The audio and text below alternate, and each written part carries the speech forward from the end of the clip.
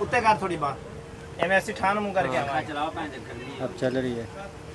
अस्सलाम वालेकुम दोस्तों, मैं हूँ आपका होस्ट चौधरी मोहम्मद आसफ। हमारे चैनल को देखते रहिएगा और ईद के बाद की जो सूरत हाल है वो आपके सामने। बंदे ने ईद रज के खाई हुई है माशाल्लाह, और हालात चेक करें, आप ब्रेड पे आया हुआ ये बंदा।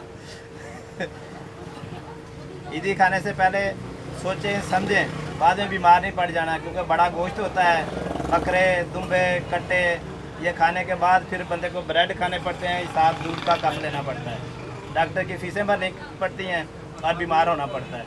ये हम अपने लिए सब कुछ खुद मुसीबत अपने गले डालते हैं। थोड़ा खाएं, कम खाएं, गोश्त खाएं ज़रूर, मगर हिसाब से खाएं।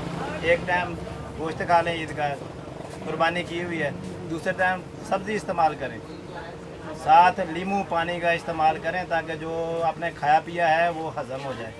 बोतलों वगैरह से, ड्रिंक वगैरह से परहेज़ रखें।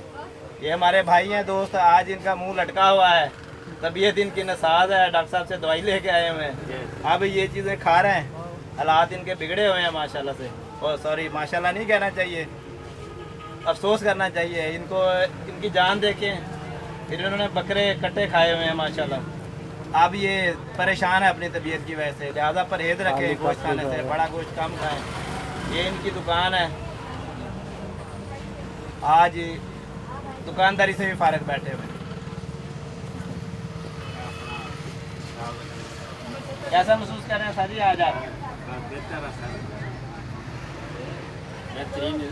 अरे गोश्त खाने के बाद जरा सेहत तबीयत खराब हो गई, ब्रेड खाती है। कितनी फीस दी है डॉक्टर साहब को गोश्त खाने के बाद? 1200। और दवाइयाँ कितने की ली हैं?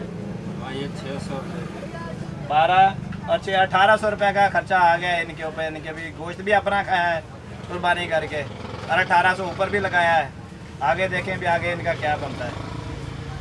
ठीक है गाइस, आज की इतनी ही वीडियो काफ़ी है, क्योंकि बंदा बीमार है, लिहाजा हम आपसे इजाज़त चाहते हैं। आपका होस्ट चौधरी मोहम्मद आसफ। चैनल को सब्सक्राइब करें, लाइक करें और घंटी का बटन दबाना मत भूलिएगा। हम आपको ऐसी टिप्स देते रहा करेंगे।